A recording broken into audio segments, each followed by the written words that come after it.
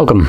In front of me is a VIVO X90 Pro, and today I'll show you how you can put this device into safe mode.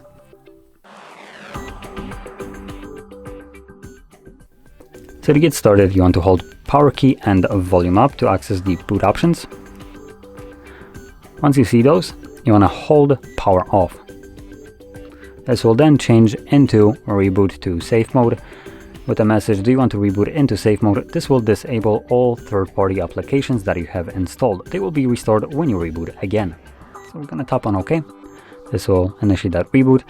And while it's rebooting, I'm going to just quickly clarify that the safe mode is primarily used for troubleshooting your device. It's not really a mode that you will be running just normally for like typical use, because it turns off and disables any kind of application that you have installed yourself.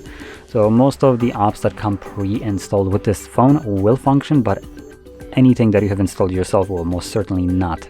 So this is strictly for troubleshooting. As you can see, once it boots up, it gives us this watermark right here that we are now in safe mode. And once we unlock it, let's see if there's any apps. Yep, there are some apps that won't work. TikTok, Booking, Spotify, LinkedIn, Netflix, and Facebook. These are the default applications that come with this phone, but because they are, I guess, partnered up with these applications, they come pre-installed, but they are not considered as a default Android application, which is pretty good. I hate to see when Facebook is a considered default application and in safe mode can still function and be a crappy spyware.